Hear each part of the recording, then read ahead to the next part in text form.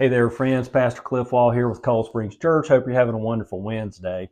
You know, one of the very first movies I saw as a kid, I mentioned on Sunday, was the movie E.T.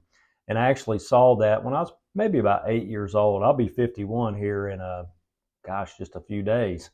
And so it's a long time ago. And I saw it at the Pilot Mountain Drive-In Theater back probably 1982 or 3 or 4, somewhere around there.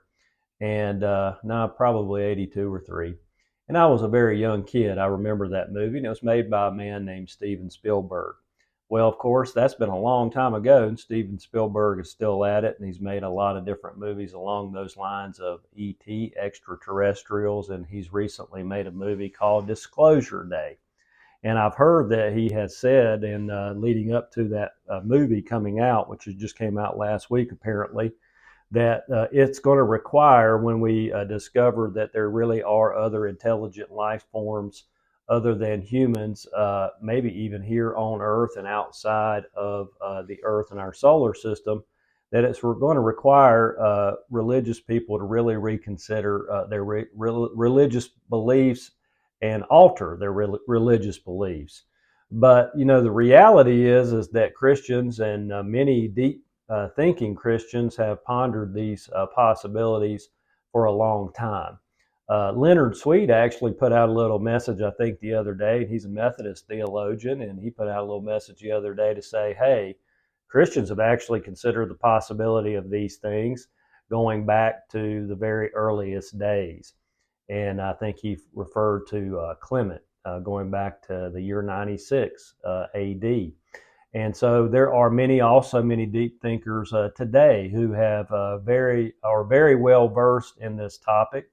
I would refer you to a man, as a Catholic apologist, as a matter of fact. His name's Jimmy Akin, and he has a lot of information on his podcast called Jimmy Akin's Mysterious World, where he discusses all kinds of things. And one of the things that is a favorite topic of his is the possibility of other intelligent life forms, physical life forms outside of our solar system, or maybe even on the Earth. They're called crypto-terrestrials, the possibility of crypto-terrestrials, physical created beings who are intelligent, who may live here somewhere on the Earth. Now, I know maybe many of you listening to this think that that is just really crazy to think about or even to consider. But the reality is it doesn't change the paradigm in any major significant way if we discover that there is other intelligent life forms outside of humanity. Then we're really just talking about something that Christians have really known and have talked about for a long time. I heard John Lennox, he's a Christian apologist, also an Oxford mathematician and scientist, who has been a very great defender of the faith. And he was once asked about these possibilities. And he says, well, you know, we do believe that there are other intelligent life forms and life and beings outside of humanity in the universe. And the most important of whom is God himself. And that seems to be an incredibly difficult thing for many people to actually believe, is that the creator of the universe is he himself is an intelligent being. And then also that he is an intelligent being who actually gives a flip about humanity. He actually cares about humanity. But when we hear about the vastness of the universe, and a lot of times the possibility of other intelligent life forms in the universe or in another dimension outside of our universe, we can often hear that in the context of diminishing the significance of human beings.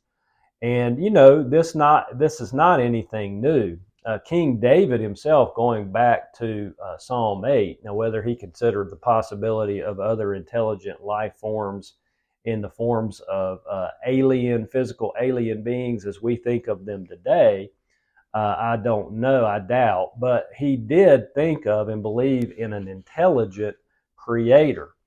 And he did also believe in other, as all of the ancient Israelites and early Christians and Jesus himself taught and believed, they did believe in angelic and demonic intelligent entities and beings who are in and from another dimension, who enter into and interact with our dimension here, oftentimes taking the physical form of human beings. Angels do, as demons may possibly do as well.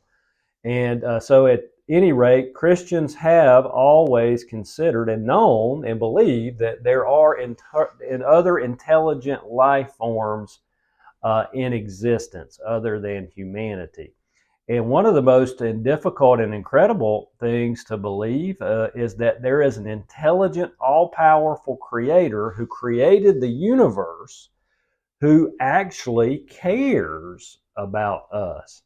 I remember seeing a debate between a famous atheist named Richard Dawkins and the Christian apologist I mentioned before, John Lennox, where John Lennox pressed him on Dawkins on where life came from to begin with. And Dawkins actually conceded that, yes, I could believe in an intelligent, powerful creator, but not one who would really care about how we live and what we think and what we believe and things like sin and so on, and sex and how we think about sexual ethics and so on and so forth. But I could believe in an intelligent, all-powerful creator, but I don't think it's necessary. And the reality is that when we think about an all-powerful, intelligent creator and the vastness of the universe, especially with the vastness of the universe as we understand it today, it can often cause us to diminish our own significance. And when we think about the possibility of many other possible intelligent life forms and physical forms outside of our solar system, or maybe even within our own Earth itself, oftentimes it makes us diminish our own significance. But in Psalm 8, King David himself, when he looked up and he looked at the stars and the moon and all that he could see just with his naked eye, in Psalm 8, verse 3, he says, "When I look at your heavens, the work of your fingers, the moon and the stars which you have set in place, what is man that you are mindful of him? And the Son of Man that you care for him."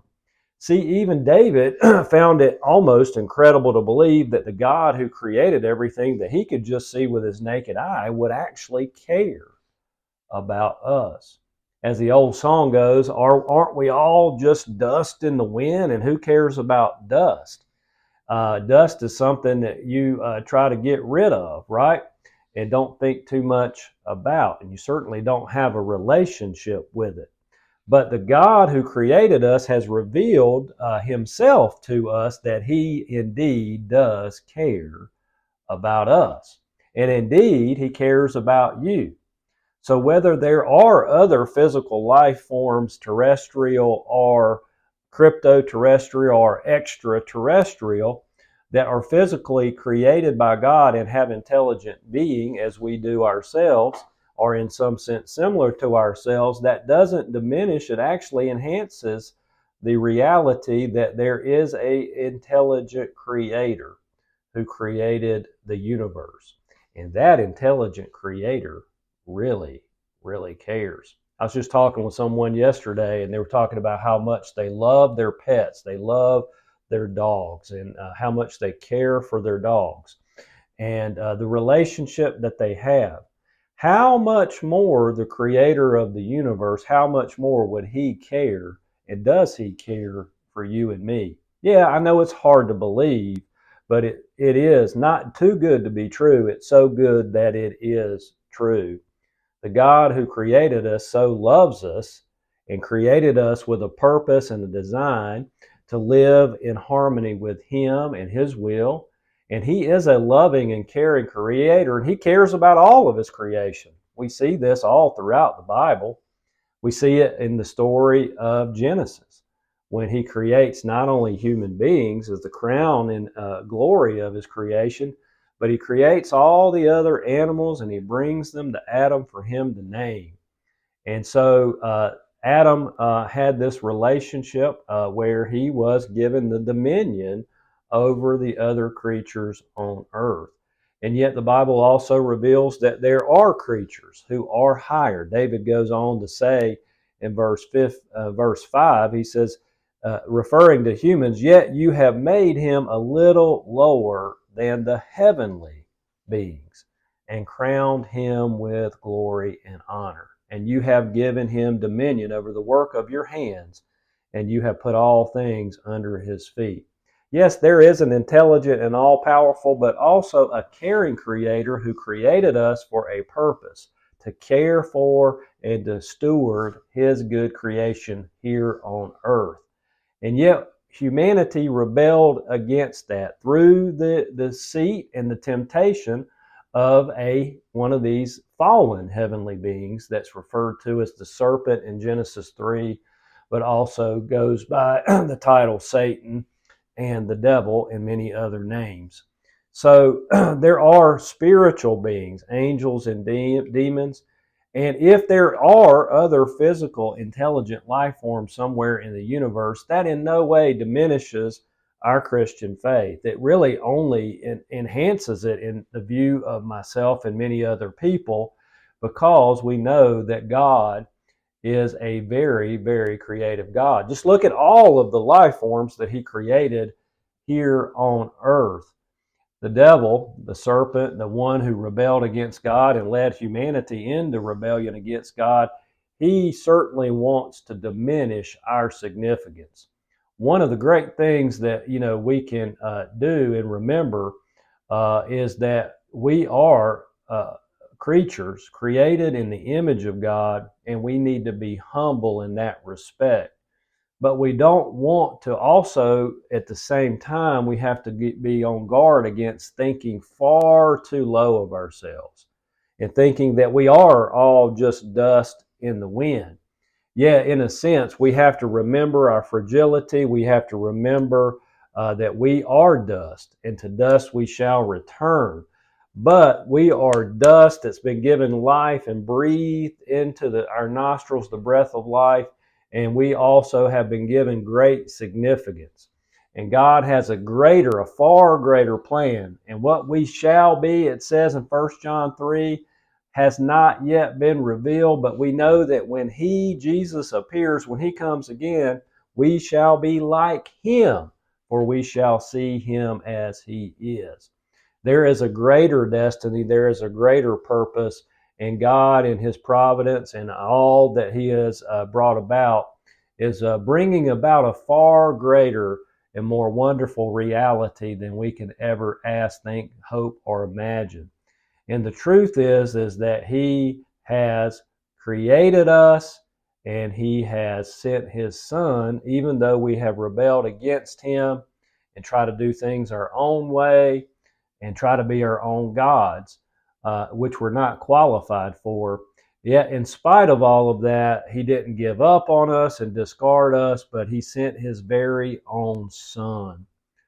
The Son, the one and only unique Son of God, who was by nature God himself, who came into this world and took on human form, became fully human, and lived for us, died for us, and Jesus was raised again for us, that through faith and trust in him, we may be renewed into the image for which God, and in which God created us, and the purpose for which God created us, so that we could be sinners saved by grace, set free to reflect the glory and the splendor of an all-powerful, intelligent creator who really does care. My friend, brothers, sisters, we are in a good world, created by a good God. Yes, there's evil, but the presence of evil, the reality of evil, also points to the reality of good. And that good comes from our all-powerful, all-knowing, everywhere present, but also loving, merciful, and kind and gracious God. And that's the good news. And it's a far greater reality than I think oftentimes many Christians believe. God cares about us, but he also cares about his whole creation, all that he has created. We see this in the story of Adam and Eve and the creation of all the animals as well, but we see it in the story of Noah. We see it in the story of Jonah, and we see it and throughout the scriptures is that the creation itself, Romans 8 tells us, the creation itself longs for our redemption when we are fully set free and restored. So the creation itself will be liberated to be in complete and total harmony with heaven and the God of heaven. So that's the vastness, that's the greatness of the good news of Jesus Christ. And we may need to expand our vision, but we'll never need to discard our core beliefs. God bless you and have a wonderful, wonderful rest of this week.